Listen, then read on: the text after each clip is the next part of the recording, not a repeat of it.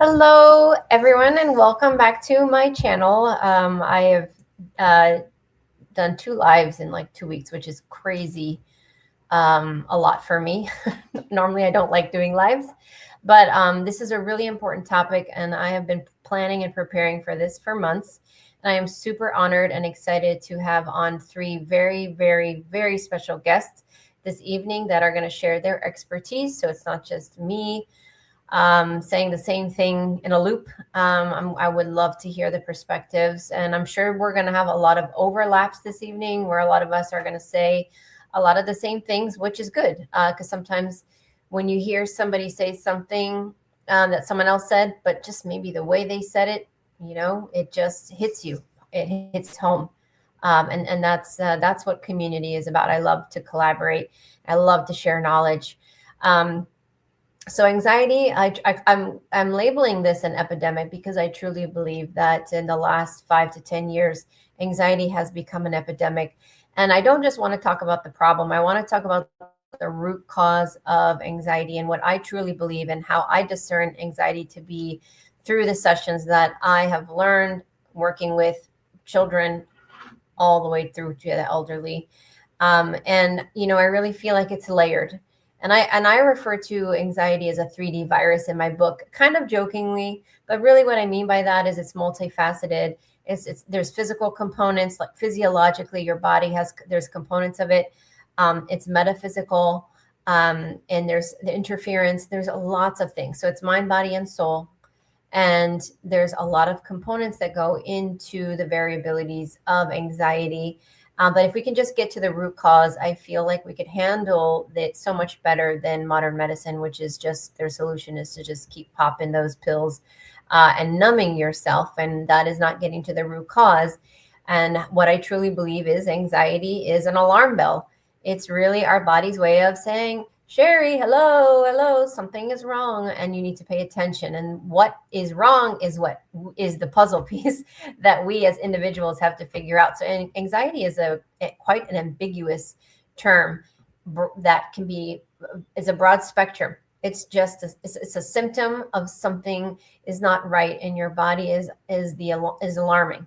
So the fire alarm's going off in the mind, body, and soul saying, okay, something isn't right and it's trying to get your attention. And we have coined that term anxiety, but I think it's being mishandled. So I want to get into the reasons why. I have a whole page here of the reasons why I believe that we are dealing with that. I'm not going to go through all of it right now because I want to bring on my first beautiful friend, Laura Van Tyne, but I want to make sure I have this list here so that we can go through it.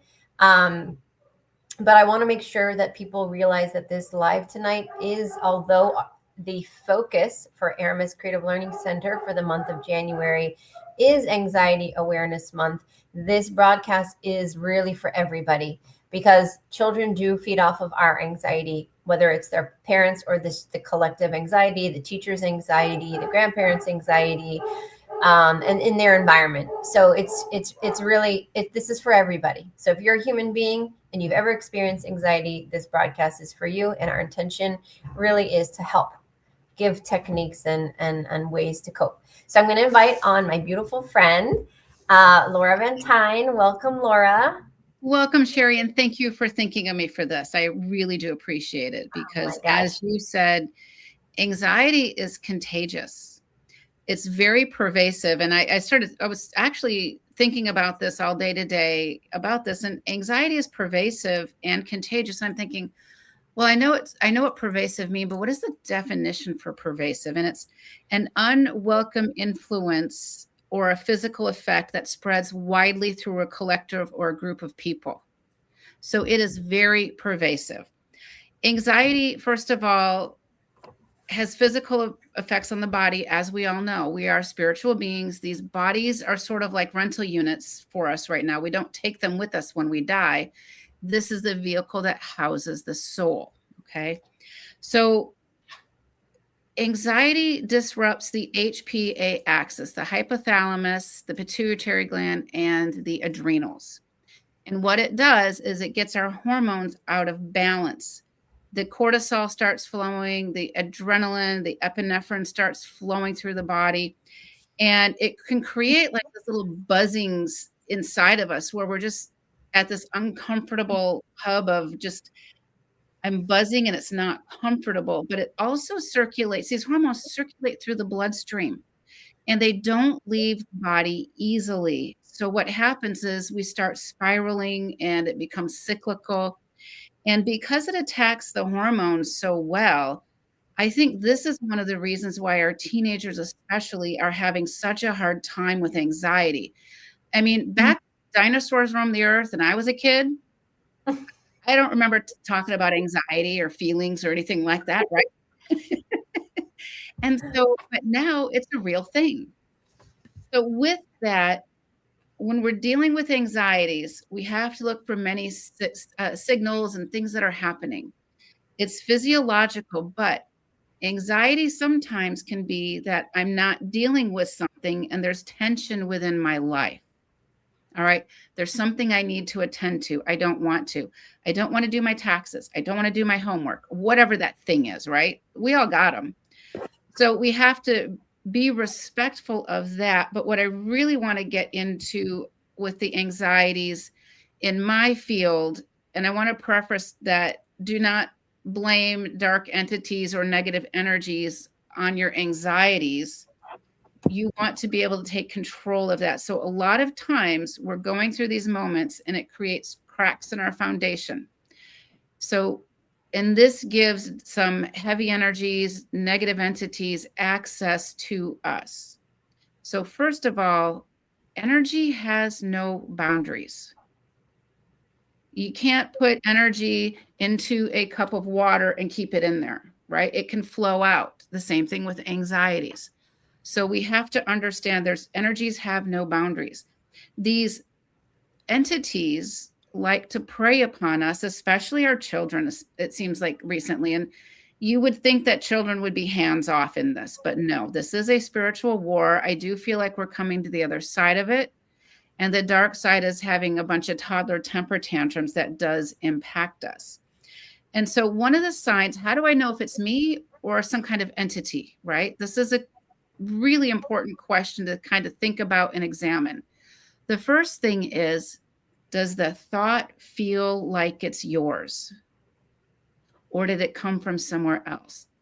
So if you're getting a negative thought to go maybe hurt an animal or to, harm yourself, that's not necessarily your thought. So what do we do about it? So I kind of want to talk a little bit about how do we feel and sense the energies or entities that are around us. Because I need valid points. I need tangibility in this unseen energetic world. Okay. So one of them, thoughts are not yours. You maybe get a headache or something that is unusual for you, or you can't seem to get out of your tracks. You become angered at just silly things. You have arguments with your spouse and you're like, why am I fighting about this? Chances are there's heavy energy, negative entities there. All right. So I guess the next question becomes, what do we do about it? Right. And so I want to pause for a moment. If anybody has any questions, I want to talk about how do you handle dark entities and heavy energies to regain your soul sovereignty back. Yeah, and please feel free, those of you in the chat, to leave to ask questions. I'm horrible, admittedly, at hosting these things because I always forget about the chat. But I'm trying to be mindful about going back in. And before I forget, I completely forgot to announce the guests in the beginning. Again, I'm a horrible host. I am not a podcaster. I like to be invited on so I can just sit back and answer questions. So I'm out of my comfort zone. Laura's first, and then she'll be here for another 20 minutes or so. And then unfortunately, she has a prior commitment, so she won't be able to stay very long. Then Dr. Alex Bloom will come on next, who needs no introduction. And then we have Annie Donaldson, who is a beautiful young teen coach, preteen coach, and she's going to give us some fascinating tips for our teens. So this is really exciting, and I love that you brought up the entities, Laura. And I think there's a stigma among our population right now of the kids these days, they're so weak, they're such babies. When I was a kid, I drink out of the water hose, and I was out all day, and I didn't have a cell phone, and I Walk was to in the school creeks. uphill of the snow both ways. And I walked 10 miles to school, and all of these things. Now, jokingly, I've actually said some of those things to my kids, because I really was a latchkey kid, and I was all over the place. No one knew where I was. But it's not necessarily that our children are weaker. It's because one, they're more sensitive, they're more intuitive, that they're coming in. The veil is becoming more thin, and there is a lot of psychic attack, which is why I brought Laura Van Tyne on the show, because I respect your work greatly, and I call you my spiritual badass warrior. And you have great techniques, and you have such beautiful gifts that have helped me tremendously. I'm letting everyone know Laura has helped me and my family tremendously in many occasions. My daughter suffers from debilitating anxiety, which is a big reason why I'm even doing this, since she always has.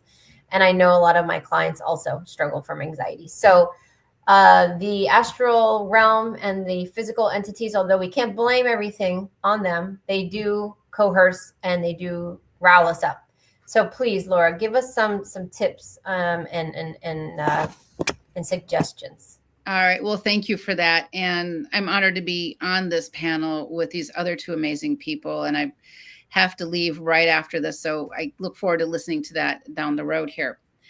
Anxiety is, again, it's really hitting our children hard. So when we look at the history of humanity, the 1400s looked like the 1500s, looked like the 1600s, looked like the 1800s. It wasn't until the 1900s where we see this J-curve spike in technology. These bodies that we come in to incarnate to on this planet have not changed. What has changed? Wi-Fi energies, all sorts of, even electricity and everything. So no longer is everybody waking up with the sun, going to sleep with the sun, farming, digging potatoes and planting the potatoes and that kind of stuff. We're much more dynamic now. So I think a part of what is so hard for our kids today is that they have to deal with all of these energies, but we can't see them, right? This makes it hard. Understanding how the unseen energetic world impacts us is a really big deal.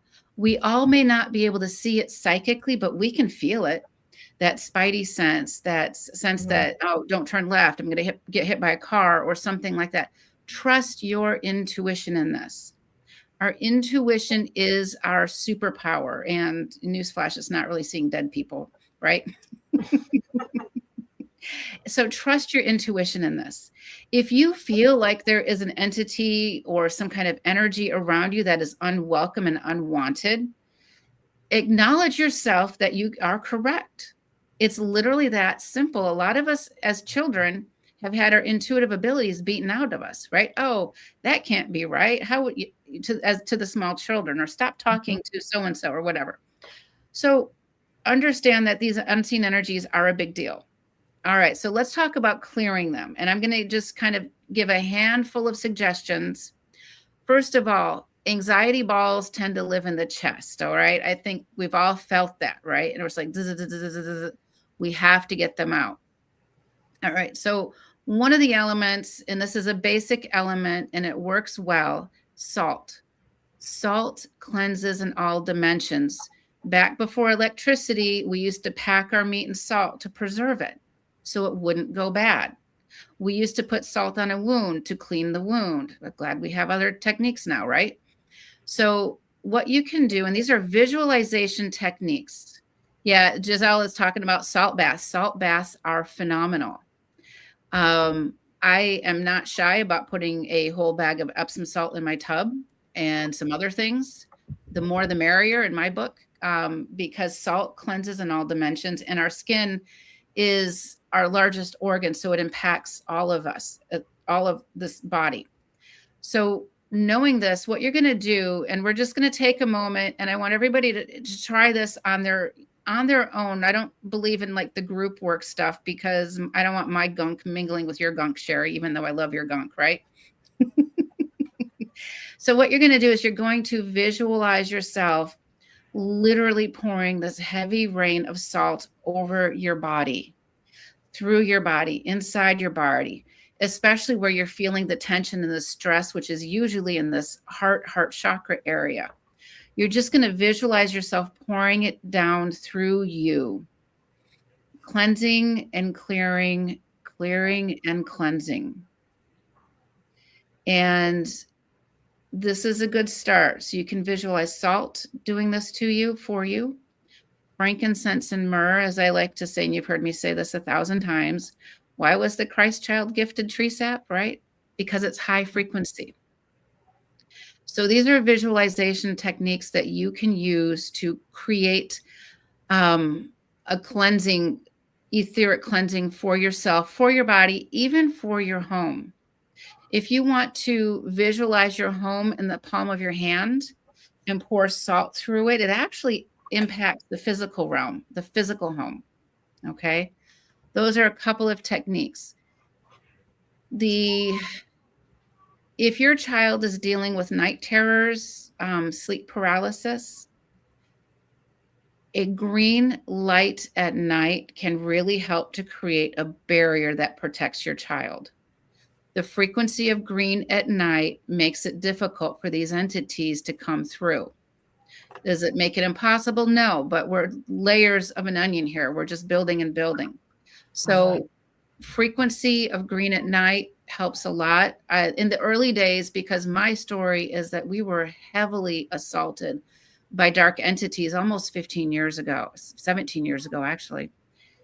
And I didn't know what to do. The internet wasn't as what it is today. And our daughter they were after our daughter, like unbelievable. I was a middle school math and Spanish teacher. I'm like, what the heck? And so in that sense, I stopped teaching because I had to figure this out. It was that serious. And the frequency of green at night helps. Essential oils help also. So you can put them in a diffuser. You can put them in a water bottle and spray them around. You can put them like a couple drops in your hands and just inhale them. There's been scientific studies that citrus oils change the brain chemistry to get you to snap out of it faster. Okay. So if you have citrus oils and you're dealing with anxiety, you can open up the bottle and just start smelling the bottle. You can put it on your hands and just cup your hands over your nose and just breathe it in. And just as you release it, envision those anxiety balls dissolving. Can I interrupt you real quick, Laura, to tell you a quick funny story? Yeah. My daughter, Aramis, has been working with Laura a couple times in the last few months. And she came to me the other night and she said, Mom. And I said, what? She goes, Laura taught me a trick. And I said, what? And she goes, we have to buy orange essential oils. And I was like, oh, why? And she goes, because she told me it'll take my anxiety away if I smell it. And she told me a little bit more about what you said, but I just thought it was so cute that she remembered that you said that. And she's like, we have to get orange essential oils. I was like, okay, we'll get that. Yeah, orange essential oil in particular shifts the brain chemistry because we want to snap out of it. We want to get out of this brain fog, okay? So that's really an important aspect, to shift out of it. Another aspect to a lot of this anxiety is so many of our children are not grounded. So being on the earth plane it's a heavy density. And as it's a heavy density, their frequencies aren't quite there to ground themselves. So we got to teach them how to ground themselves. And it can be through breath work. Take a deep breath in, 1, 2, 3, 4, hold, 4, 3, 2, 1, and exhale, 1, 2, 3, 4. Get a rhythm going, and it helps the body's circadian rhythm become in harmony again. So there's a lot of breath work techniques out there. Find what works for you. Try them all and see what works for you, which is the best for you.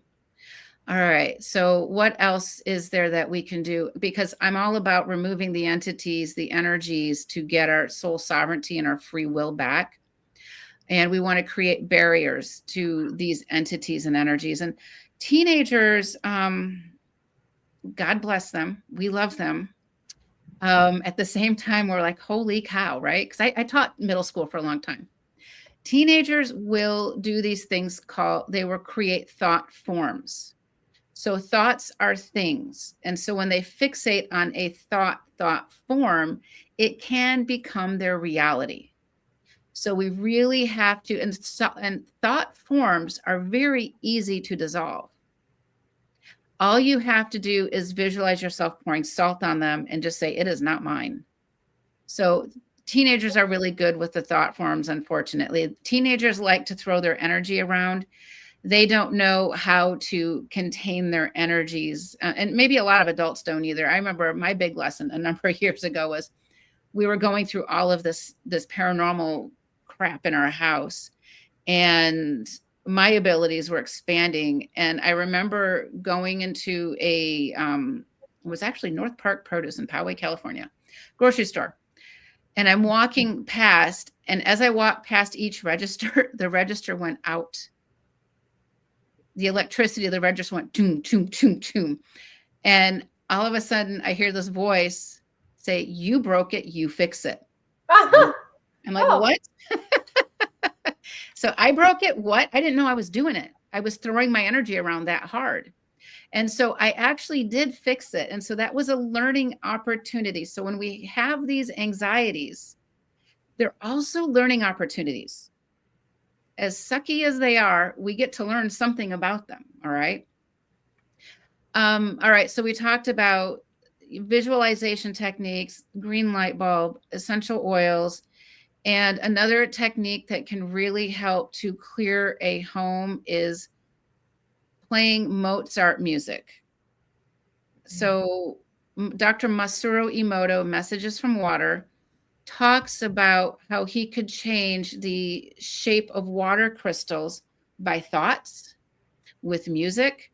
And he learned that classical music shifted the symmetry of water crystals. We are water beings. Most of us are water. So if you find a YouTube track, you can play it on low, like volume number 1 on your computer. Find an 8-hour, 12-hour YouTube track and just play it really low. This is a subtle energy healing. And so that subtle energy starts to go out and out and out and out, and it starts to clean and clear on a subtle level. You're not going to notice a huge difference in that moment, but you will over time. Okay. I totally agree. Yes, Elizabeth, thank you. Missing my videos. I have to get back at it. As Sherry was saying, as bad as she is at hosting these videos, I'm like, at least you're hosting stuff, okay? No competition. We were talking about before I started.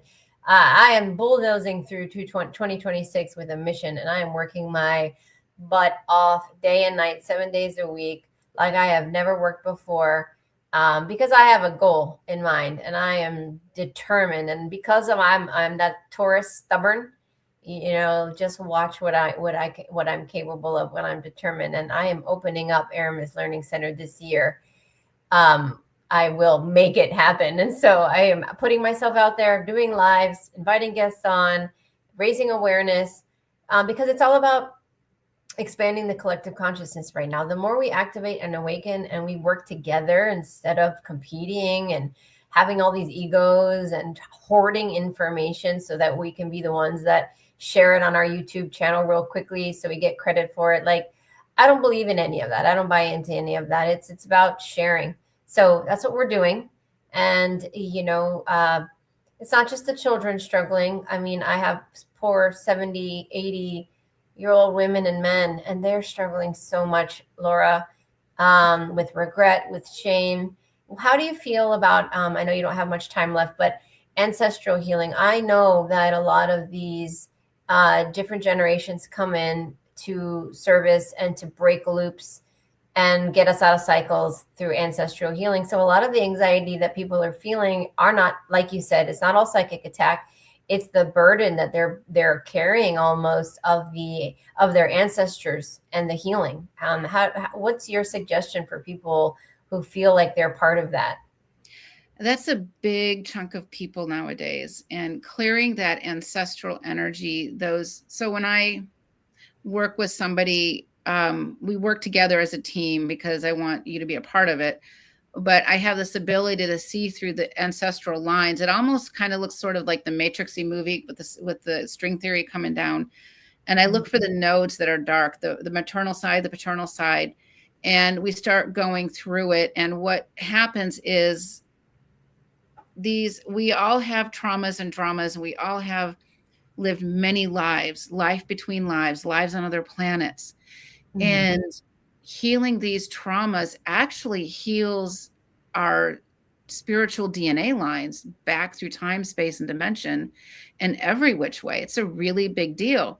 While we're here on the earth plane, the biggest movers and shakers, in my opinion, are those that break the negative family patterns. Yeah. A negative family pattern is maybe it's abusing a child, maybe it's sexual assault, maybe it's addictions. It could be many things. So if you're in a family where the family pattern is maybe it's addictions, and you get out of that loop, not only do you show your family members what can happen, that subtle energy echoes out through them. Yeah. So breaking a family pattern is one of the most profound spiritual missions we can have. It's not easy to break a family pattern because what happens in families is that becomes our norm. Doesn't everybody get beaten? Right? And so when we get that aha moment, oh, we don't have to be beaten. We can do something else. It shifts the dynamics of that family energy, but healing that ancestral trauma is important as well. Yeah. And I feel like, we have the ability to stop it with our consciousness. And I had a beautiful session recently with a woman whose mother and grandmother and great grandmother had breast cancer back to back to back. And they talked about it, and they made a big deal about how each one said, well, I'm going to get it too.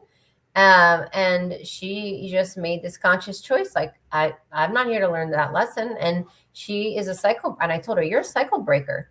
And now you break the cycle. And she has a daughter. And I said, and now your daughter can live with a clean slate and carry forward different genetics. And it's, so our children are also ancestral loop breakers, which is why some of them are a little bit more challenging than others, but they're here to help with that as well. That's a big deal. And you're right about the children are here to do the same. And it's a heavy burden for those of us on that type of a soul mission. We all incarnate here for a variety of reasons. We are not created equal. We're created in karma. And what I mean by that is we're created and we come here based on the experiences our soul needs so that we can grow and thrive. And right now, the energies on this planet are not heavy, but they're tumultuous. And we're seeing these energies just shifting and going every which way. And we're like, what? It's hard to stay focused, and it's hard to stay in alignment a lot of times. And that's key. Absolutely. I totally agree. I'm just checking to see if there's any questions in the chat. Well, I know you only have a few minutes left and you have to get going. Is there anything else that you would like to say tonight, just regard to helping people manage, navigate, and support their anxiety, triggering or figuring out maybe what the root cause is? You're not alone in this. And a lot of times when we're in this anxiety mode, we feel so alone. You're never alone. Our guides are here for us, and they're always connected to us. But when we are going through a really tough time, we have a tough time connecting with our guides. So it becomes like a one-way conduit versus a two-way conduit. So know that you're not disconnected, but sometimes it feels like you're alone in this. Take a moment, take a breath, try to regroup yourself. If you have a physical element that is causing the anxiety, acknowledge it. Oh, I have to pay my bills this month, whatever that is. Okay. So know that, do what you need to do in the physical. And if it's still there, there's something else happening. Give yourself the ability and the gift of time to meditate, to ask the questions, to see if you can get the answers. Connecting to our intuitive abilities is key. And it can be hard sometimes, especially when we're dealing with these heavy energies. So thank you, Sherry. I really appreciate your time on this. And thank you for thinking of me. I really appreciate your time, Laura. And it looks like so many of the people here do as well. Thank you so much for joining in. This will not be the last you see of Laura and I.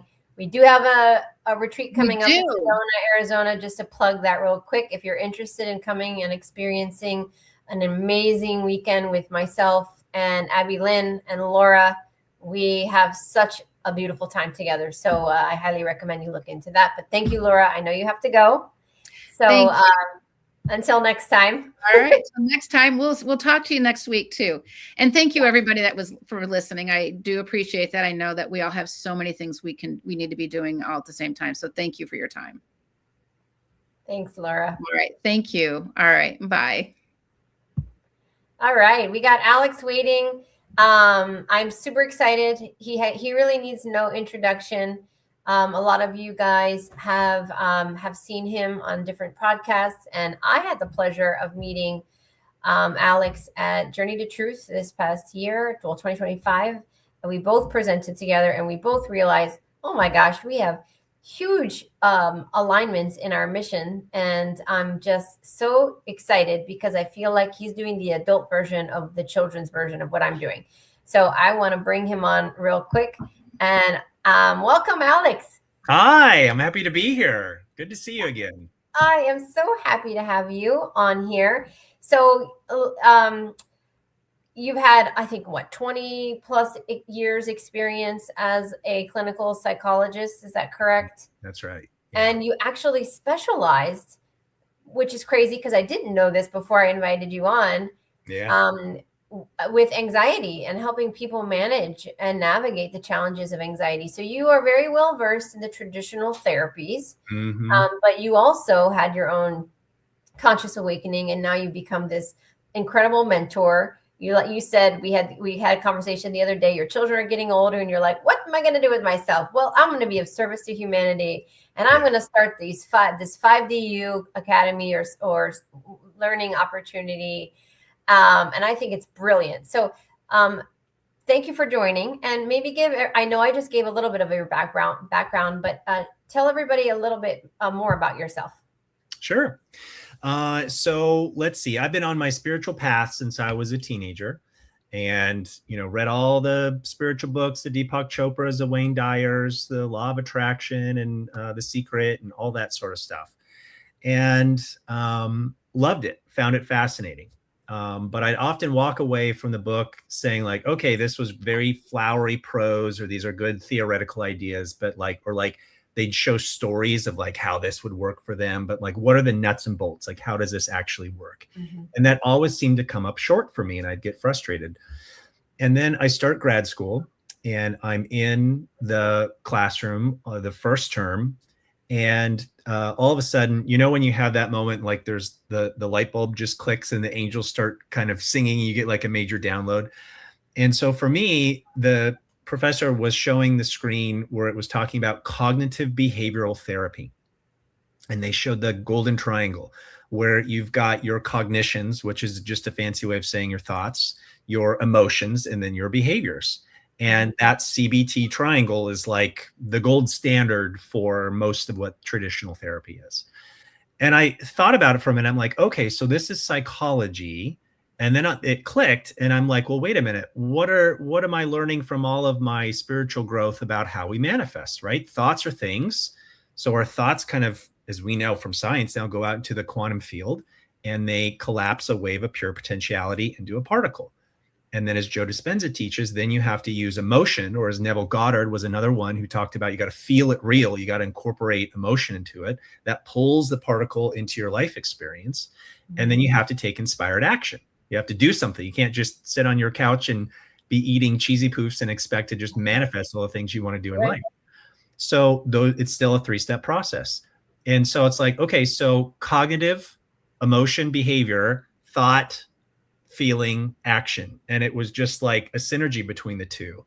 And so I'm like, okay, great. Now where are the books that are talking about how to use the psychology to better manifest? And like Wayne Dyer's Power of Intention was like the only one that kind of came close. Yeah. And because I couldn't find anything, it was like this insatiable thing inside of me. And I was like, okay, this clearly is like part of my mission, because I went on a 20-year quest to try to find what all these things are. And I feel as though after investing all this time, being a university professor and reading countless textbooks and research articles and thousands of self-help books and all the modalities, there's over 1,000 forms of therapy alone. But you can't tell me they're all saying different things. So what are the golden threads? What are the pieces that keep getting recycled over and over again that you see here and here and here, and that the research shows like, okay, this is legit, this works. And then you pull that off to the side. And then when I had all of those that I would kind of see as mapping on, then you have to have a way to organize them all. So you're not just like fire hosing all these ideas at once to people. So then I'm like, okay, well, how would they do it in other formats? And what I thought of was like the periodic table of elements and being able to structure it in terms of like columns. So there's 5 columns, 5 themes. And if you know the skills that are in these 5 themes, then you know pretty much like how to master your psychology. And now it maps on because, okay, you're mastering your psychology, but these are like from a traditional like 3D therapy point of view. But as I argue, these concepts have been misbranded as like therapy ideas, when really these are life skills that we can all benefit from. So if you know all the skills and how to like implement them and make them a part of your life, then yes, you're improving your psychology. But now we know from like a metaphysical perspective, that also means you're improving your vibration. And if you're improving your vibration, then life is going to become more streamlined. And so then from there, I'm like, okay, there's basically 3 concepts as takeaways as the purpose of all of this. And so the 3 words are to heal, create, and thrive. So the first part is you're wanting to heal, right? You're using these things to say, okay, I've got shadows or wounds or things from my past, trauma, anxiety, like we're talking about today. And how do I work on understanding these principles to kind of rein it in? And once you do that, you're going to get more energy. You're going to get more bandwidth back, and life is going to feel better. And once you have that, now you have more creative juices, and you can like better harness your vibrational energy with how it's going. And so you're more particular with what you're submitting out into the field. And then that leads you to not just heal, but now you're creating life more on purpose because you're more intentional with what you're submitting as your vibration. And so you're creating life. And once you start really dialing that in and you streamline that, boy, watch out, because now you're thriving. And that's really, to me, part of what it means to live in a 5D world, is that we're doing this more consciously more of the time. We're coming from our heart and we're being more intentional and loving and, you know, contributing, and not just this 3D scarcity, take me versus you. Absolutely. Coming from my Italian background, my grandma would say, like, that's the secret sauce, you know, like that's the recipe. Because I think we are kind of bombarded and overwhelmed and indoctrinated in our early years of traditional and just mind body. That's it, period. You know, and then we get older and we may get more curious, or depending on how we're raised and what our parents' beliefs are, then we open ourselves up to all these other things. But like you said, there are thousands of books and thousands of modalities. And believe me, I went through that period of growth where I wanted to learn everything. I took every class. At one point, my husband was like, Sherry, you got to stop. Like, first of all, it's way too expensive. And 2, like, have you not learned enough yet? But I just had this, like, this thirst to try everything. And what I realized I needed to do that, because it was a great lesson for me to learn that although there are a plethora of modalities and strategies, because we're built different, because we have different traumas, because our psychology is different, because we all come from different galaxies and planets and backgrounds and infinite reasons and variables, not everything is going to work for everybody. It's not a one size fits all approach. So this blending of science and spirituality is magical. And that's why I like you so much. And I relate so much to you, because I'm a big blender. I believe so much in integrative medicine and healing. And that's how you thrive. So what you're talking about is, let's blend all of it together. And then let's find the secret sauce. But it might be different for everybody. So people have to really be able to put in the energy and time and effort to figure out what their secret sauce is. So this right here is basically a summary of my 20 years of research. So I'm calling it the hidden elements within. And it's kind of like a bingo card, which is why I'm showing it. So like you're saying, it's going to be different things for different people, right? So some people, it might be one category that they're really lacking in. And then for someone else, bigger, but that did not work. Hold on. There we go. Okay. See this? Okay. Yeah. Yeah. So then for someone else, it might be a different category, you see? So, you know, for one person, maybe they're really good with understanding how to ground themselves and using the calming skills, but they're not in touch with their value system, you know? So you're only going to go so far if you're missing some of these categories, you see? Yeah. So it's like a bingo card, because the more of these you have kind of solidified with your skill development, then the more you're reining in and you're seeing kind of, okay, now where else am I lacking? Is it something in my shadow? Do I need to work on insight and kind of self-growth from that perspective? You know, maybe I don't have goals. Maybe I'm clear with understanding me, but I don't know where I'm going, you know, what the future holds, where I really suck with habits. You know, I get all these things, but then I put the book down or the course down or whatever. I'm not implementing anything. I'm stuck in my bad habit loops, you know? So this is really kind of, once you understand this from a big picture, then it becomes like an assessment tool in a way for you to say, okay, so where are my strengths? Where do I really shine?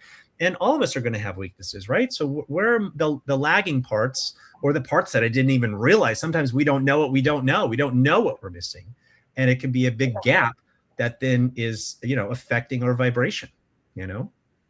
Well, and a lot of it's programming and inherited. So right now, I think a big part of the ascension period is really taking the time to go within and figure out who you are as an individual. And that is not a fun process. I will speak for myself. Trying to peel back the layers of trauma, programming, what my mom said, what my dad said, what the teacher said, what this book said, and like being bombarded with information, and really taking the time to sit and think, what do I really resonate with and align with? Because it's not all of that, but it was all just imprinted in me. And I think that happens to a lot of people, and then they just feel lost and overwhelmed. So it's about kind of like self-discovery. Yeah. So I love this I'd love for you to talk about what you're doing, your work now, this 5DU. You have created something absolutely incredible. And I think you used the perfect words as we spoke on the phone the other day of like, how do you connect the dots of all of these things and all of these books? Like, you figured out a way to just like simplify it for people. So talk about this academy that you've created, because I think it is going to be life-changing for people. Well, thank you. I did the heavy lifting for you. So the endless nights of reading books and reading all the boring, you know, research articles that make you fall asleep, and like in the research they call it the mechanisms of change, right? Like what are the guts that actually make things work for improvement? So now that that's done for the most part, you know, obviously there's more, and this isn't inclusive to include everything. It's just like, what are the heaviest hitters that you keep seeing recycled? That then you have to take that and then you have to translate that into the how. So, okay, this is a concept, but then what are the actual skills underlying this that you need to develop in order to have someone really make this, have it become a reality for them? And so that's really the purpose of the course. So every module then for the course becomes one of these separate hidden elements. And then there's a series of maybe 5 to 6 videos that are very palatable and easily digestible, anywhere between like 3 and 7 minutes. Like, I want this to be quick wins for people. My big thing is like boots on the ground. What's practical? How do I implement something now? Like, as soon as this video ends, can I have a takeaway for me to use? And there's, you know, very structured, organized worksheets that are in there, and everything to kind of keep you dialed in. And then, so how the structure of the modules work is you start off with kind of like an overview of like, okay, here's the concept. And the next video goes like, here's the scientific background if you want to know like some of the research behind it and why it's legit. And then from there, like, here's how it ties into 5D and from us being able to heal, create, thrive. And then from there, here's like a little takeaway assignment of something that you can do moving forward. And then I'm really excited because you have an intro where it kind of goes as an overview. And like, there's one, I don't call them homework assignments in there. I call them soul assignments, because we're really working on something larger for ourselves. And then at the end, there's then what I'm calling a capstone project. And this is your 5D roadmap. So the biggest thing that irks me for when I read a book or take a course, like, or go to a seminar, you know, or a retreat or something, like, I get dialed in, I'm into the culture of whatever that is. You know, I enjoy reading the material in the book and I understand, you know, the concepts, or the course, like, it all makes sense. And I'm in that world for a little while, or the same thing with the live event. But then when I leave and I go back to the real world setting and all the 3D trappings that happen around me, then what? And so that's the purpose of the capstone project, that when you leave and you finish it, how do you become your 5D you? how do you stay your 5D self as much as possible? Because there will inevitably be banana peels that are going to come your way, that are going to be easy for you to slip and get triggered and go back to being asleep and coming from that reactionary mode. And we want to be conscious responders. That's the whole point of this. That's the whole point of the part of waking up. We have to be intentional and purposeful. So when we do that, if you have a takeaway with you moving forward after the course ends, then you have your roadmap to stay on that higher timeline for yourself. I love that. I love the word you use, conscious responders. That's brilliant. I think, I think the issue with programming in our reality historically has been everything is a quick fix. So everybody is looking for, like, I'll have sessions with people and they'll be like, can you heal me? They want in one session. Yeah. They want to talk about their childhood traumas and their abuse and addiction. And then like in one session, they expect like some life-changing experience. And I'm like you're a miracle worker. I'd love to be God and do something that miraculous, but it's a journey. I feel like I'm trying to help, like you say, like it's all about shifting perspectives into a more neutral bird's eye view perspective. Look at things from different angles, and your clarity changes, and you start to recognize things that you didn't recognize before. So I think what you're doing is beautiful because it's helping people simplify it and know what direction to go and what to follow, and in a very simple way. And I think that's what people need right now, because when you make it too complex, people won't follow through. Yeah, exactly. Unfortunately. You need a map, and so I'm just a guide. I'm not a guru. I'm not a savior, but I'm a guide. And just like you are, just like a lot of us are. And along with the Capstone project is going with the hero's journey format. And when I did the beta testing, I was surprised at how many people weren't familiar with the hero's journey idea, which is basically like the formula for story structure of what makes a good story.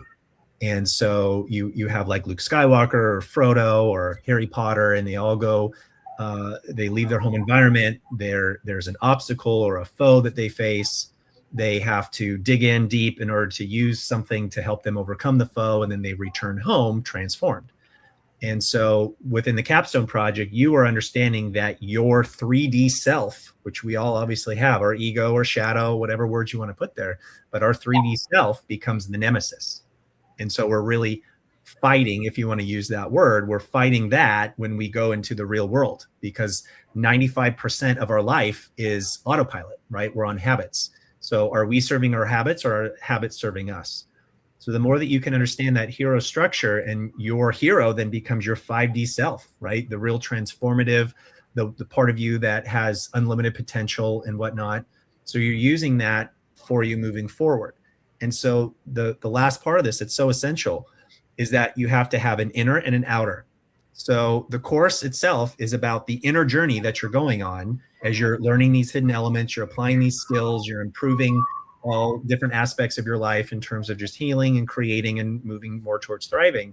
But then the outer part is we need community. That's so important.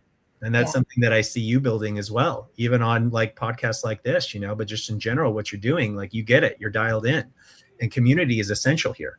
Like we can only do so much of this alone, because one of the major hallmarks behind this New Earth movement and wanting to be more 5D is we are the on the transition team, as I like to think about it.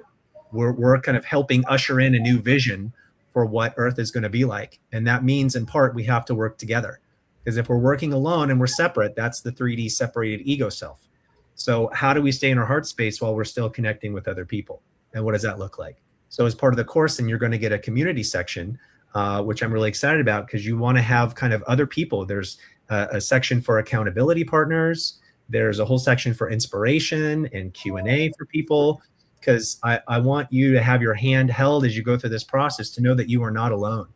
I can't tell you how many people that I talk to all the time, especially if they're newer on the journey and they don't have a vibe tribe yet. They're kind of slowly kind of getting in. Maybe they watch shows here and there. They understand the larger picture, but they don't have a core group within themselves of who they can talk to and where they can go. And I know as part of my journey, that was so essential, because when I was first starting to wake up and learn all these different things, I was doing it mostly on my own. And that was really hard. It's really hard, you know? And once I started going to the conferences and meeting people in certain Facebook groups and whatnot, my life just absolutely transformed. Like the people is what made the journey so much more special, you know? And I think that's just an important element that we can't overlook as we continue on with this. I think you bring such a super incredibly important point, Alex. And I think that a big part of 3D interference, as I like to call it, is the vision. You know, they don't want us to come together in unity. Right. They want us to be fighting constantly about something, or competing about through something, or picking a side, or being angry, or judging each other, or comparing who has more money, who has a better job, whose children are more successful than the. It's just constant bombardment of separation. Yep. And what people are really craving, and I think have been craving for quite some time now, is community, is finding their tribe. And that's a huge part of it. It's a lonely process to wake up by yourself. And I will tell you, I was one of those that felt like the crazy loony in all alone for a long time. And I just kept it to myself, and I didn't tell anybody because I didn't want them to think I was weird. And I remember actually being in the ICU for a while when I worked. And I was in that moment, in that time period, I was learning energy healing to help animals find a better way to heal. Like, there had to be a better way to heal these animals than all of these a million tubes and machines hooking them up. I mean, of course, those were all great resources, state-of-the-art equipment, but I knew there was more holistic ways we could help them. And the people that I would work with would literally make fun of the owners that would come in with their essential oils or their crystals.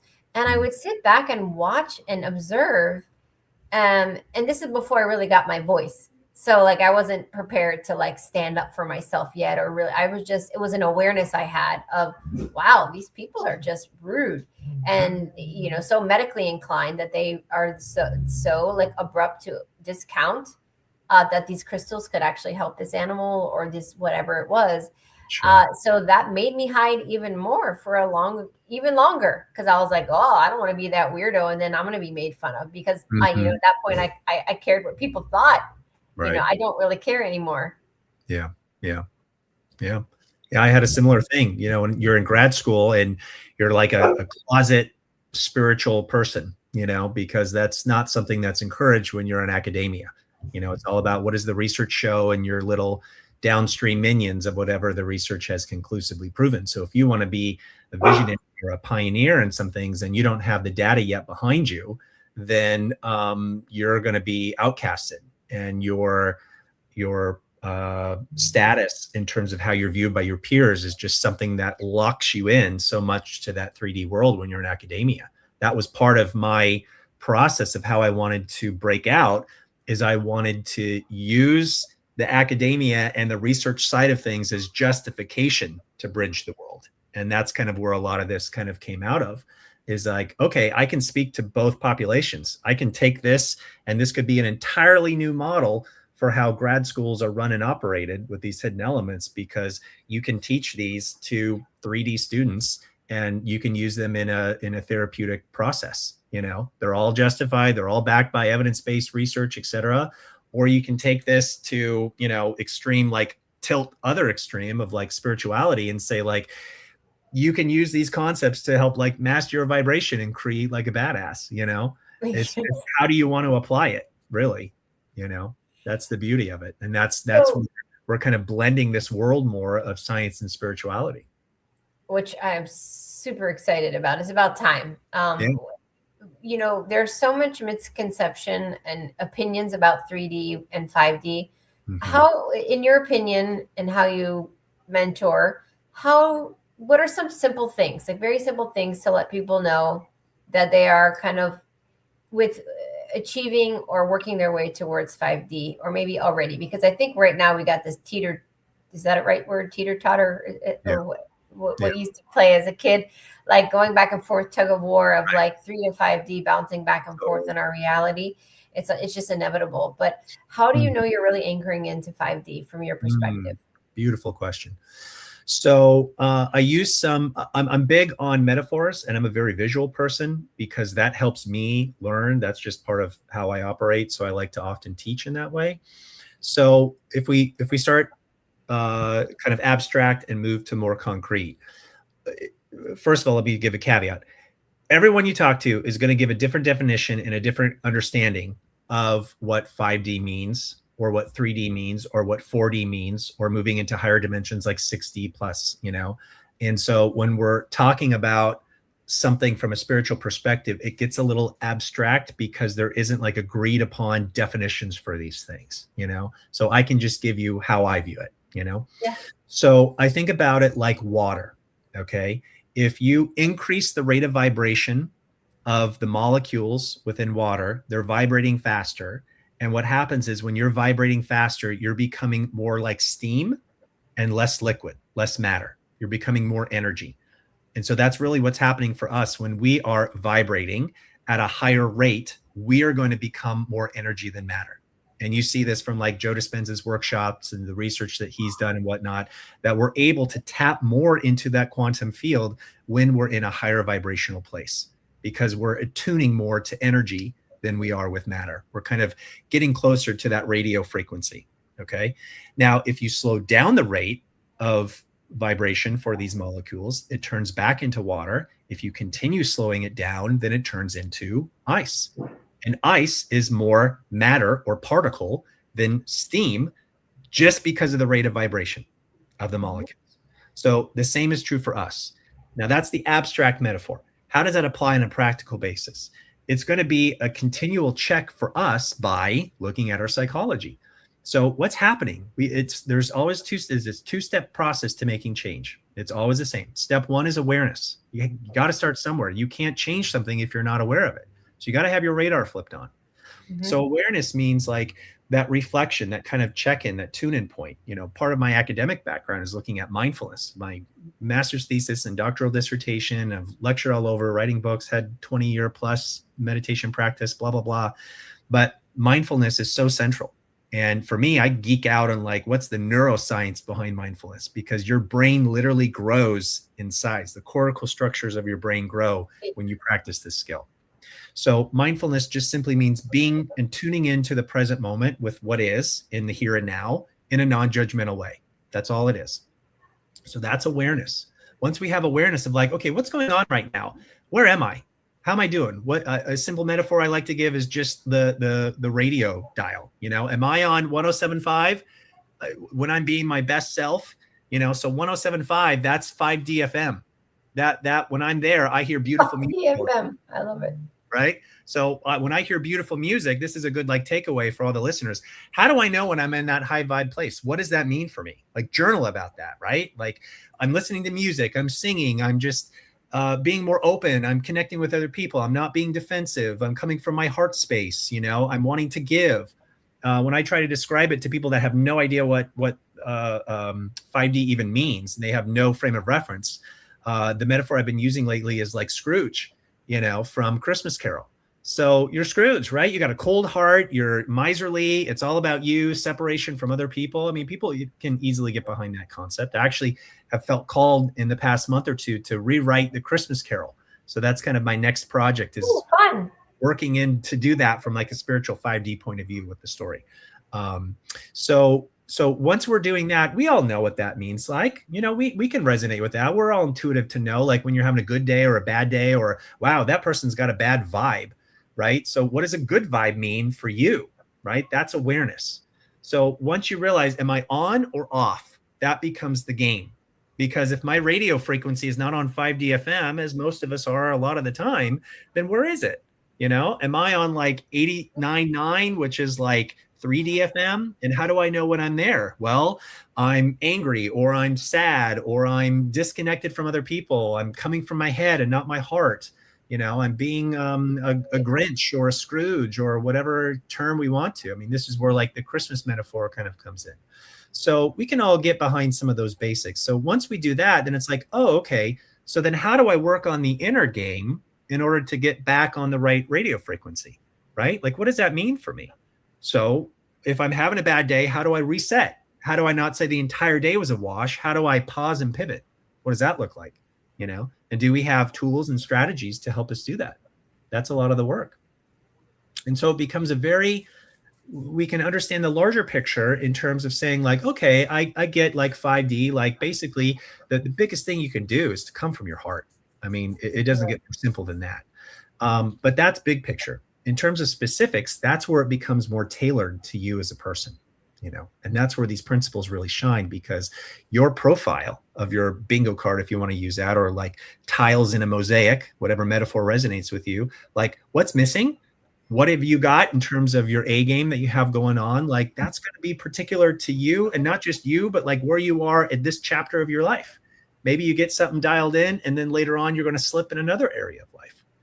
But once you have that, now it's like, okay, so I can really tune in and I can burn in my memory, like what 5DFM sounds like for me, and this is where your vibe tribe comes in as a support to say like, hey, are you okay? Like what's going on? Let's help one another. And then you both stay in that place. And once you do that, man, that's heaven on earth. Doesn't get any better than that. And that's what I feel is a bigger picture of what we're all here for. That's one of the purposes and meanings of life, is to create. If we're made in the image and likeness of our creator, are we creating? We're always creating, but are you creating on purpose, or are you creating by default? If you're creating by default, then you're enslaved to your habits, and you're not going to create the life that you really want, because you're not breaking out. You're part of the herd, and you're just creating, what's around you. Yeah, it's getting stuck in that loop system. That's right. So about breaking free from that. And so, and I love the community aspect of what you're creating. So it's not just modules where people can download. It's like, how can we find each other? Yeah. Creating these communities is important, because a lot of us are spread out all over the world. Yeah. And it's not possible for me to just walk down the street and say, knock on Alex's door right now. I can't do that. So we connect via Zoom and internet. And so, AI has its setbacks and drawbacks and some red flags, but it also, technology has its benefits. And so it's about taking advantage of all of that. And so I know that you mentioned that you've just launched this recently. You put your heart and soul into it. I'm so excited, because it really truly aligns with what I feel like I'm doing with children, and you're doing with adults. And we need the adults to be online. We need the adults to heal, because as amazing as these children are that I work with, they need our help. They're not just going to walk out the door at 7 years old and change the world. They need us adults to step up and pull our sleeves back and do the work, do the healing, shift our mindset, and be part of the change, be the bridge, so that when these children they can cross that bridge and then be part of the big change, the bigger and grander change. That's so I love what you're doing. I'll have to come back and have you come and talk more, because this is not enough time. But you did mention that you have a coupon code for the audience listening. So if anyone is interested in exploring, what is that coupon code? So you go to 5DYOU.com, and you type in CALM, CALM 25. And from now until next Friday, you'll get 25% off the course. And that's just as a thank you for you and for all of what we're doing here and creating. And I really want to highlight what you said there for the parents out there, because yes, it's important that we, have our kids heal, whether that means therapy or doing spiritual things or what have you.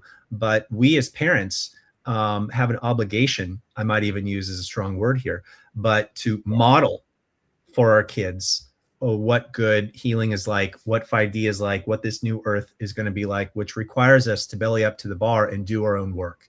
And that's part of how we stop the intergenerational traumas that have gone on from all the lineage before us. They're looking at traumas now from a research point of view and finding that even genetically, it goes back at least 8 generations.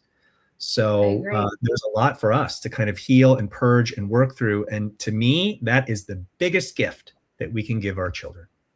Yeah. I mean, be the example. Yeah. I try to be like that mindful. I think about that mindfully every day. Like, is what I'm telling my children what I'm actually doing?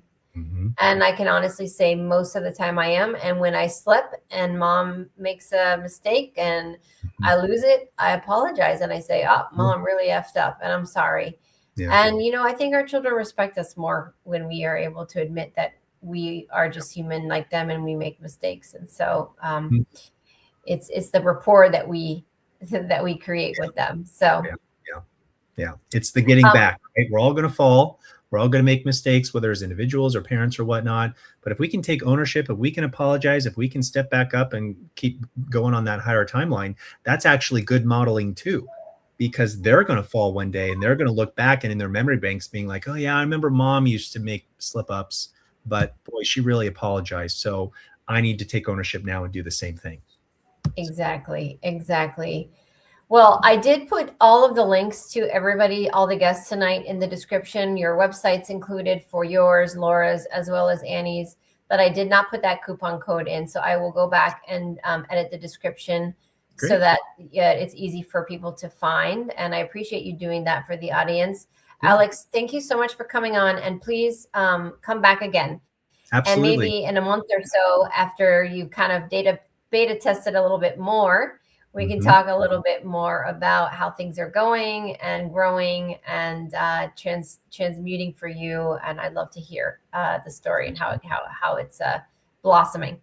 Yeah, absolutely. I appreciate it. Well, I'm grateful and love the audience and look forward to the future, right? Lots of more 5D on the way, huh?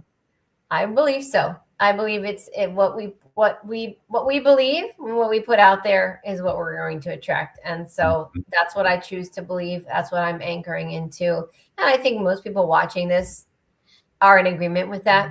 And otherwise they wouldn't be here. So, yeah. Well, thank you, Alex. You're welcome to hang out. I'm going to invite Annie on to talk and tell us about her work. So I'll leave it up to you if you need to head out, Alex, or if you want to hang out, just let us know. Cool. Thanks, everybody. Give you guys make sure a shout out to some of these people that are leaving the most beautiful comments. So thank you. Okay. Annie, hi. Hi, Sherry. Hi, Alex. Annie Donaldson. I love to introduce you today.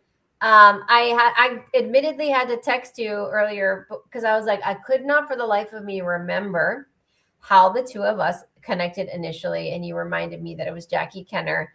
And so Annie is a beautiful, beautiful soul, once a teacher, but now she specializes in preteen and teen, like emotional development, anxiety awareness techniques, and so many amazing things.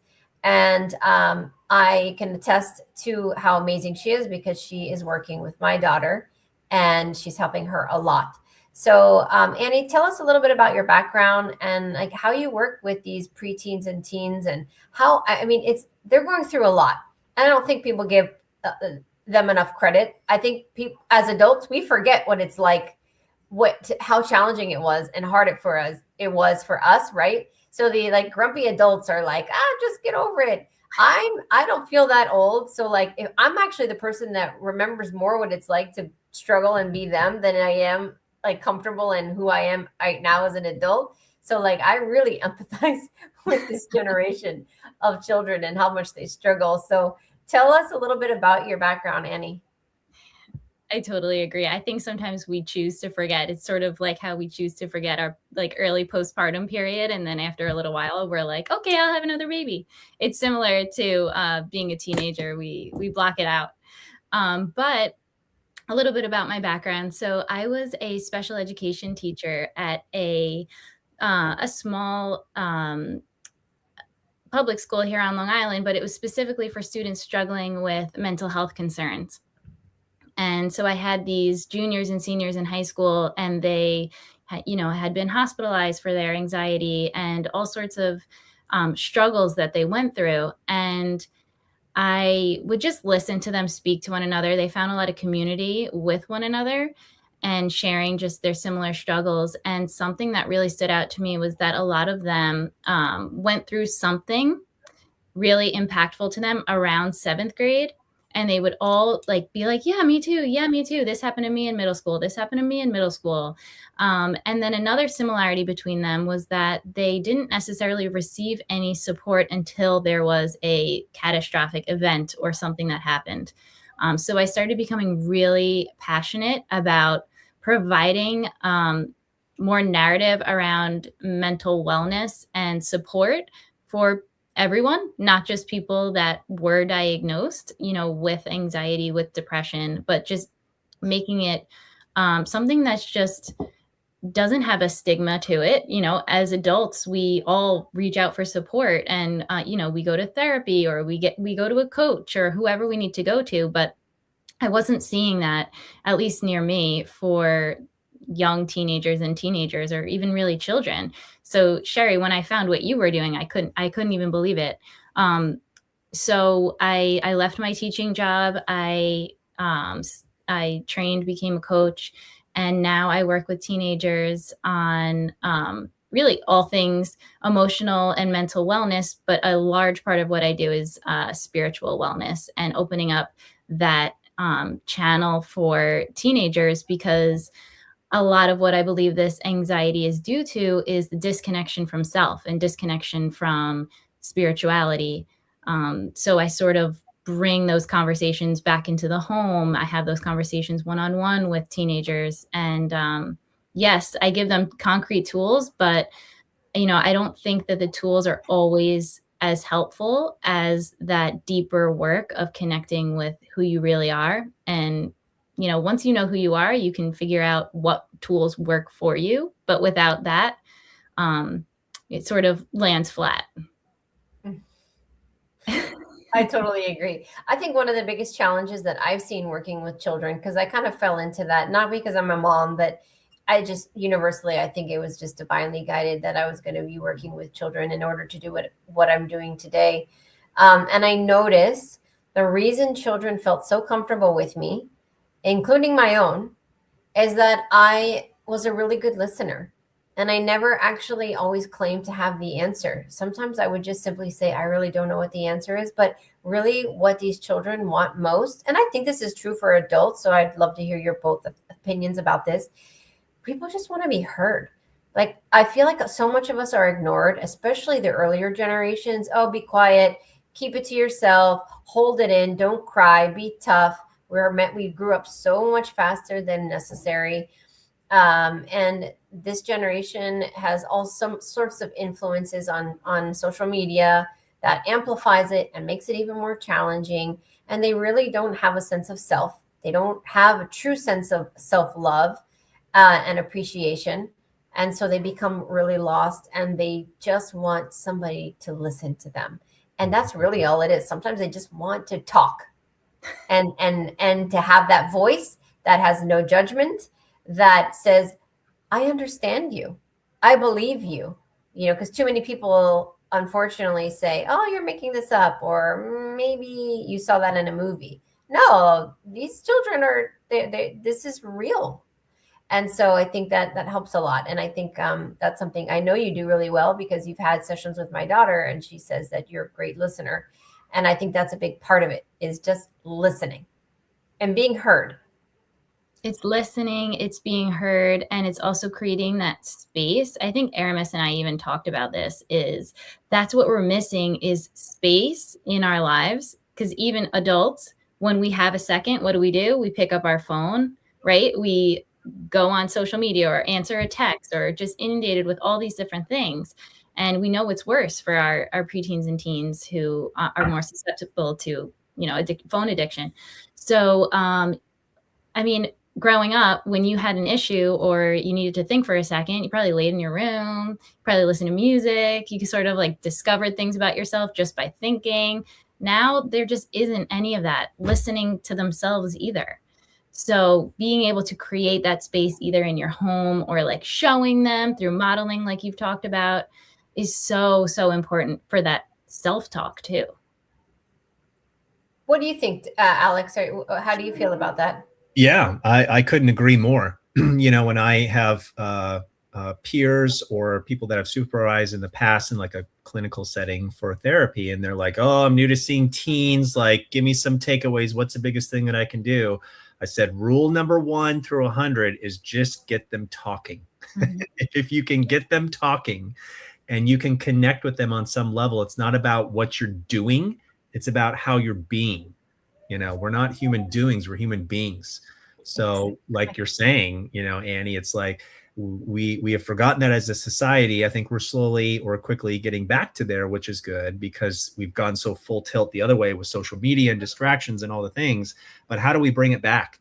How do we bring it back to center? Because that is a prerequisite in order. This is what I was saying earlier about step 1 being awareness. That awareness allows you to just be. And once those clouds part, the noise starts getting away, like my radio metaphor, like when there's a lot of static and you're not on that 5D, that when you're back in your heart space, then you're connecting with the true you, like the S, capital S for self, like your true self. And that is your North Star. That's how you find your value system. That's how you work on anything you want to proceed in life. You've got to get in touch with who is that true, authentic you. And it's so important that we're doing this work. And you know, Annie and Sherry, I praise you both because this is so essential for us to kind of help with pass the torch to other people. Because what greater gift can you give than to help someone find themselves and have them come back home? It's a homecoming or a reunion back to their true self. And what more, like that's the biggest thing that you can do. Skills are just kind of more noise and tactical things that you can do if it's missing. But that's ultimately the biggest aim that we're doing, in my opinion. Yeah, I agree. And I think preteen and teens age range is probably the most challenging for a myriad of reasons. So Annie, what are you finding that is helping most with the group that you work with, in as far as like practices, modalities, techniques, or ways to channel emotions, or is it a combination of things? It's a combination of things, but the one thing that I do that always seems to land is bringing the preteen or teen, you know, into a visualization where they go up into their column of light and they're walking on their path and they meet their higher self. And they look into their eyes and I ask them, you know, what is one quality that really stands out to you in this beautiful, wise version of you that always is loving and you know, and they always name a quality. It's always in 2 seconds, they say it out loud, you know, happy, calm, wise, whatever it is, patient. And then we don't talk. I don't like lead up too much to this. I kind of just like let it go and I don't coach them too much on how to do it. You would be so, or maybe not, so shocked at how intuitive this is for them. They get their answer right away. They ask their higher self, what is one step I can take today to bring more of that into my life? Whether it's calm, happy, or patient. Boom, they get an answer. And then they write about it after and we talk about it. And it seems so simple, but that shift, I mean, they're able to take that visual they now have of their higher self and remember that it is part of them and it's not a separate piece, and that it is them, a them that is connected to God, and a them that isn't anxiety and isn't depressive, you know? So, they just like light up when they do that activity. It kind of like brings us into every other conversation we have with such ease because now we have a shared language. And there's all sorts of other fun, you know, visualizations we do after that, but that's like the first piece that sort of is eye-opening. And I almost see like a breath of fresh air, like, oh, this feels natural, but no one's really talking about it. Yeah. Well, and sometimes I think it's great to have someone not your parent, because obviously you see the work that I do and I work with thousands of kids. And I can't work with my own daughter. It's just like, Mom, I'm annoying, and I am agitating, and I'm embarrassing. Yet she'll have a conversation with Annie or Laura, and then they'll come back and she'll be like, "Oh my God, Mom, Laura or Annie said this," and I'm thinking, I said that to you. You guys just said the same thing yesterday, but okay, you know, it's fine. It's fine. I don't need to take credit, but the point is sometimes they just need to hear it from someone else other than mom and dad. I always say, I'm like, I don't love you unconditionally yet. So you can trust that I'm giving you my honest opinion here. And that actually makes them feel better in a weird way. But it is like an evolutionary thing that teenagers don't just stick with what their parents say. They need to go out and do their own thing. They're sort of in this spiritual awakening of who am I? What do I like? What do I not like? They need that distance to figure it out. Yeah. Well, I'm curious what both of you guys think too. I think the biggest 3D interference right now for adults and children is just the bombardment of programming with like doom and gloom, TV shows, hypersexuality with shows, movies, music, the video games, the violence. I mean, it's just like next level. And it's clear to me that it's targeting our children. And I think that makes it even harder for us to get through to them because it's almost like they're getting anchored and sucked into this negative frequency band, kind of like I talked about on the Stranger Thing episodes where we talked about like the Vecna mind, you know, and it's like, how do you pull your children out of that? Because it's very powerful right now.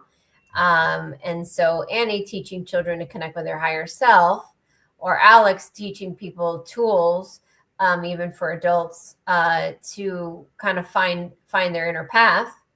That's the missing link, you know, going within. Discernment. You know? Yeah. Discernment. It's teaching them to be able to separate from, because part of what happens psychologically is as the teenage brain starts to form, they start doing this thing called individuating, where I'm intentionally not going to listen to what mom and dad say. I'm going to do what my peers are doing because I'm trying to find out myself and I'm having a different frame of context. It's not just who am I in relationship to mom and dad and just object relations that you call it from psychology. Now it's looking at my peers and saying, who am I in relationship to this person? Well, this person is someone who's very popular, so I want to be like them, whether it's on a TV show or at school or whatever. This person is, I don't like that group. I'm not part of them. I don't click with that group, etc. So who am I in context to all of this? So that becomes important when now we're having media influence and bombardment with all the programming and everything that's going on, because there's so much noise. I mean, you don't need to have the research, but the research is very clear that social media has so much sway that it makes people commit suicide, do extreme acts, you know? So it's very powerful in terms of its influence. So how do we find beyond the noise, whether if it's the inner noise or the outer noise from society or peers, how do we find that compass again back to our true self, back to our true north? That again, it's coming back to what we said 1,000 different times in different ways. How do we find that? Because once I find that and I anchor that, then, okay, I'm learning to find who I am in context to everything else. And once I start finding that, then it's like building a rubber band ball, because now I just want to solidify who am I. So even though I might have pressure to want to do that thing that the peer is having me do, or the society or the social media thing is having me do, that's not me, you know? And I think that's such a gift to be able to teach kiddos that. Yeah. What do you think, Annie? I agree with everything you said, Alex. And also just being able to kind of show them how, when they make their decisions based on those other people, how did that work out? How did that feel in their body? I was just on the phone with a teenager earlier today who, you know, I decided to be close friends with these girls, but it didn't feel right at the time. But, you know, like mom said they were nice girls. Mom said they had nice parents, right? And like, you know, we're so used to just doing things because other people are telling us to. And it's like, you know, it sounds like a good idea, but going back to how they felt when they made the decision, did it feel like you? And, you know, I think you said it before, Sherry, just about like listening and having them, bringing it back to them. How did that feel? How did that work out? What could you do next time? Asking them the questions. So much of us, you know, want to fix for our kids with all that's going on. And just putting the trust back on them to show you they have the ability to trust themselves too. And like showing them the positives of those outcomes. Yeah. Yeah, and I think the biggest challenge of being a parent, going back to anxiety, is that our innate instinct is that we don't want them to suffer and we don't want them to go through challenges, but sometimes they really need to go through challenges in order to learn more about themselves, or to become, or to step into their power, because maybe they were with a mean group of girls or boys that took advantage of them and then really hurt them, and then something snapped and they gained their power. It took me like 17,000 times of being bullied before I finally felt strong enough and stood up to this one girl, and never again did I get bullied again. But like, that took years and years of courage, and I didn't have resources back then. I didn't have YouTube videos. I didn't have anybody to tell me how to channel. So a big part of my work with children, and I think it's probably the same for you, Annie, and I'm sure you have the same sort of principles, Alex, in your work with adults, is how can we release these trapped emotions? How can we channel or fuel the fire within us? So, okay, maybe we're really upset. Maybe we're really angry. Maybe we're really anxious, but how can we transmute that into creativity? So I try to convince my daughter, let's use that energy and create something. She's an artist. She's an artist. She likes to sing. Others are not like that. Maybe they need to go out and do like heavy sports and just run it out. Or others are into martial arts, or others are, they need to build a big Lego set. Depending on the type of person we are, even as adults, we have to figure out that outlet. And that is different for everybody. That's where things get unique. I love that, Sherry. Yeah, absolutely. And art's been so healing for me on a personal level too. I love to include it in my sessions with teens because, it's a practice in trusting yourself. I actually have the teenagers close their eyes when they're drawing and they hate it because they're so used to the perfectionist mindset so often. So yeah, it's a practice in letting go and into your creative power. It's one of my favorite things. Yeah. Wow. Well, I wanted to list off some of my favorite supplements and modalities, and I would love your recommendations and then your thoughts and additions. And these are kind of the formulas that I've come up with over my years of working with adults and children. And what I've noticed is that there is a major influx in vitamin D deficiency in this planet across the board, for a lot of reasons, with the sea trails and blocking out the sun and the light codes. We are severely deficient in vitamin D, and especially with children, that can really cause mood disorders.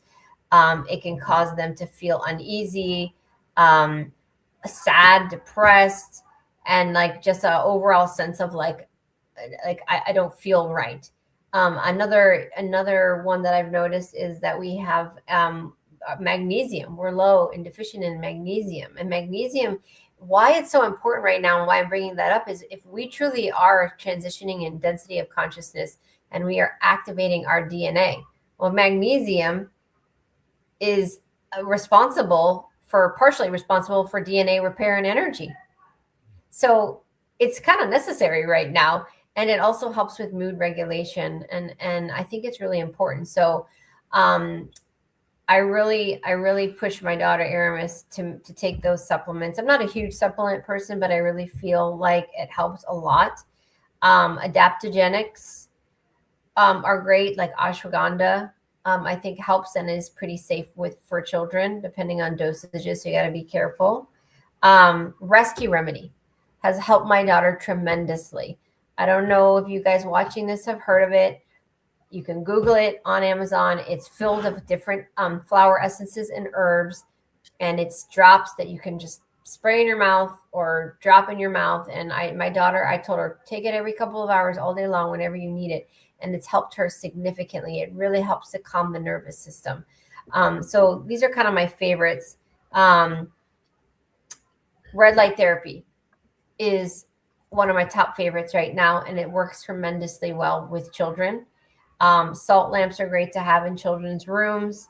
Lymphatic drain. Get your child a vibration plate in the home. Get one in the home for you as well. Get those lymph nodes draining.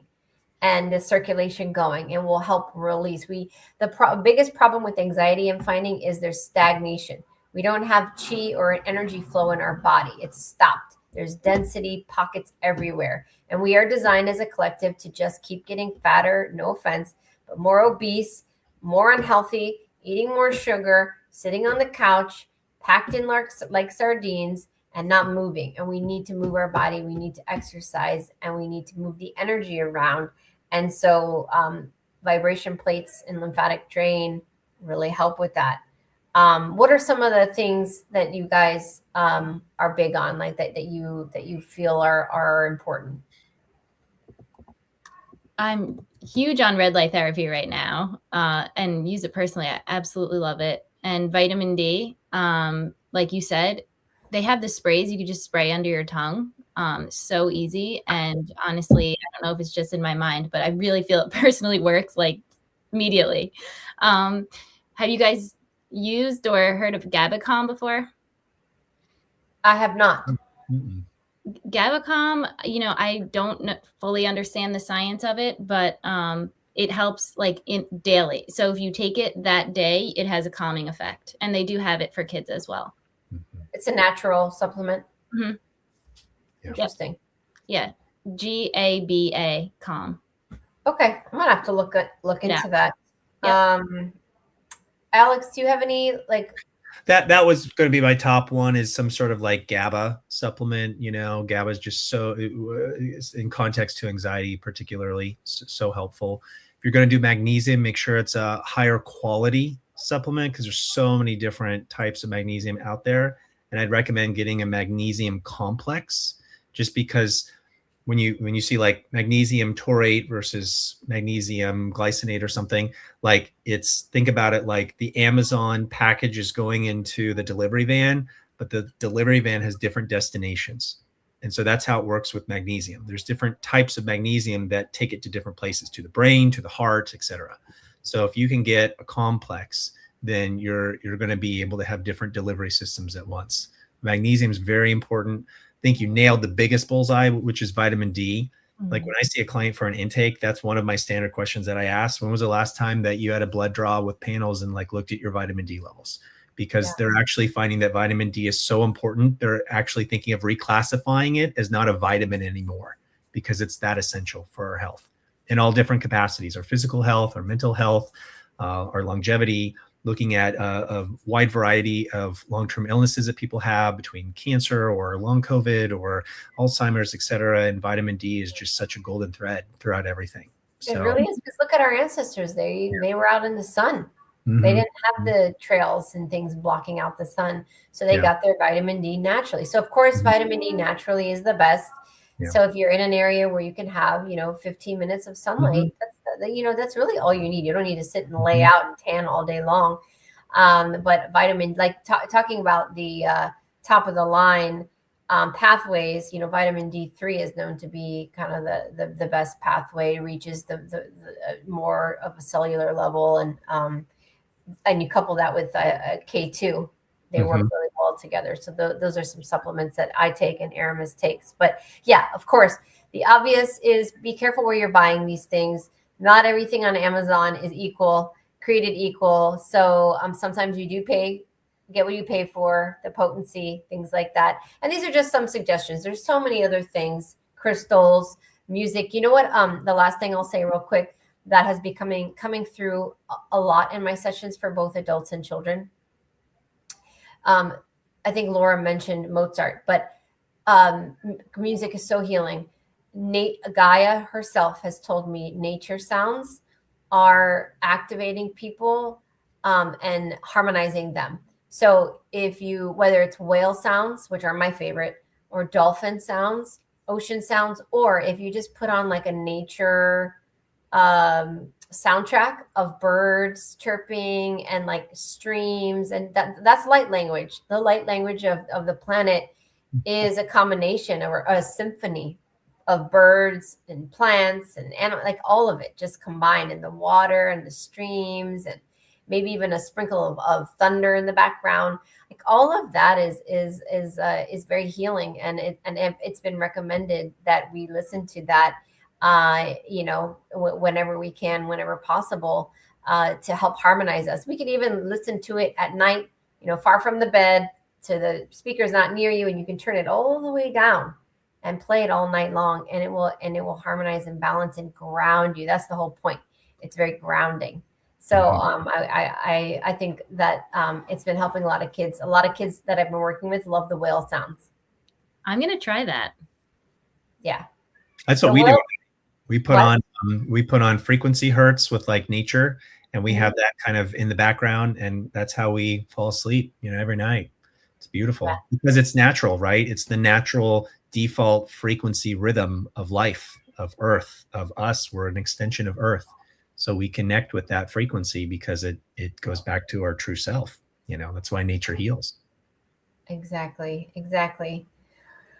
Wow, I can't believe it's already been an hour and a half. I really hope that we've provided some good tips and techniques and advice for those of you watching or those of you that will catch the replay. I really put a lot of intention into tonight to help as many people as possible, whether you're adult or a child or a grandparent, you know, wanting to help your child or grandchildren, or your animals. Animals also pick up on our anxiety. I've done presentations on it and I've written a book about it. They do also pick up our anxiety, just like our children pick up our anxiety.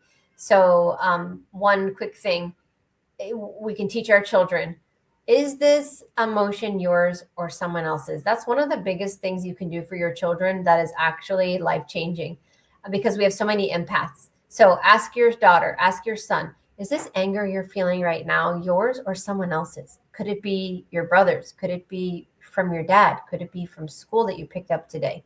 They are so intuitive. The first thing that pops in their mind, they generally will know if they don't know how to do muscle testing, which of course you can teach them muscle testing to figure it out.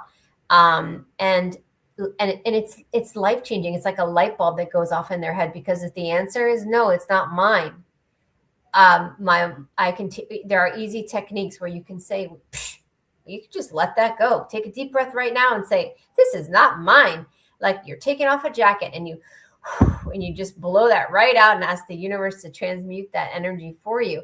You do not need to take on the emotions of your friends, family, neighbors, whatever it might be. And teach your children that from a young age, because adults are walking around so pent up, so angry. They don't have any idea that not only are they taking on their spouse's anger, but their boss's frustration, their neighbor's sadness, their children's frustration, and all of these things they're filling up their body, and they don't even have any idea that none of it is even theirs. So we need to discern, is this ours, and is it not? And it's easier to release it when it's not. And anyways, my point in all of this is that animals tend to take on our anxiety, and they do that so lovingly and willingly and consciously on purpose, so that they can transmute it for us faster. Any last comments, suggestions, words from either one of you? I'll start with you, Alex. Is there any last things that you want to things came up as you were just kind of sharing what you were sharing? Ho'oponopono can be another very powerful technique to kind of release, especially if things aren't ours. So that's a good one, as well as tapping, emotional freedom technique, or EFT. So between Ho'oponopono, EFT tapping, or just energy work of so many different, the breath, like you said, so many different things. Working with our diaphragm, a lot of our anxiety can get held there.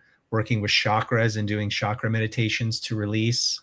And then the vagus nerve. That's like the hottest thing right now in the trauma world, is doing vagus nerve exercises. So you can just hop onto YouTube, type that in. There's lots of techniques that'll help you kind of release that stagnant energy. Perfect. Absolutely love that for you. I did a video the other day of how to calm your dog's vagus nerve. And all you do is simply just rub the top of their head in between their nose. And I did a video of me doing that to my Doberman. And he was just sitting there and he was like falling in. And I was like, that's the fastest way you can calm their nervous system down, if they'll let you, if they like it. And so I did a video on that. But that's huge. I love that you brought that up. Does that work on 9-month-olds too? For children, actually, what works well with children is rubbing the bottom of their feet, not tickling. You got to be careful with the too soft of touch, because that's actually, but if you just gently rub the bottom of their feet, it helps a lot. It works in a very similar way, but for some reason, the receptors on their feet work much faster than the third eye of the dog. So anyways, there's different techniques, but I used to do that with my children, and it helped them fall asleep much more quickly. I'm going to try it. Yeah. Any last, well, actually, Annie has graciously joined the Aramis Creative Learning team. I'm so excited and honored to have you on board. So she is now part of our group. You can book private sessions with her outside of Aramis. So her information is on our website. So if you want to book a session with your preteen or teen that's having anxiety or emotional issues or whatever, for whatever reason you think Annie might be able to help, you will go through her for that. But she is offering, and hopefully monthly, we're trying it for the first time later this month. And I apologize because I cannot think of the date. Is it the 24th? January 25th. 25th, a Sunday. Yep, in the afternoon, we're trying our very first kind of preteen, teen, I don't even know what to call it. It's a spiritual hangout, I would say. It's a hangout, but we're gonna come together, and we're gonna do some of the practices that I shared earlier. We're gonna visualize. We're gonna meet our higher selves. Anyone's welcome, preteen, teen, adult, whoever, to come share some of your experiences with it. No one's going to be pushed or anything like that to share. I really just want them just to be with each other in that energy. And if they feel compelled to share, that's wonderful. But yeah, we're going to be talking all things spirituality and higher selves. And just a book recommendation for anyone listening, The Spiritual Child by Dr. Lisa Miller. That's a huge one. Lots of good ways to, bring these themes into your home. I just wanted to make sure I shared that for everyone. Thank you. Great tip. You're welcome. I think. Well, if you're interested in signing up for the class, it's on a Sunday in the afternoon. It's on the Aramis website, and there's still room. So if you think that your preteen or teen would benefit from just being part of a community and hearing and sharing, just try it out. And if it goes well, I think I'd like to do it monthly or every other month. So I'm really excited. This is a new class. This is a new offering. So thank you, Annie, for volunteering to do this for us, because I'm spread a little thin and I just can't add any more classes to my plate. But I think you're perfect for this anyways. So my pleasure. Thank you for having me. Well, thank you for joining us tonight, Annie. Thank you, Alex, for taking time out of your busy schedule. I know you got a lot going on getting this 5du.com going. That's the correct website, correct? 5du.com. 5du.com. And I'm launching my private practice at the same time, so I got a lot of balls in the air. We'll have to have you come back. We'll do a separate interview on your private practice and everything you're doing, because we got a lot more to talk about. But thank you for coming on tonight. Thank you for everybody that's listening. I do have the links in the description below of all three of them, their contact information for them tonight. And I will add the coupon code as well for the Academy. And so I hope that this has found all of you well. This information is well received and it resonated and it was helpful, because that was our intention. And just want to thank everybody here for the positive comments and your positive energy exchange. So thank you guys all for coming tonight and joining us. Thank you. Bye, everyone. Bye, everybody. Talk to you soon.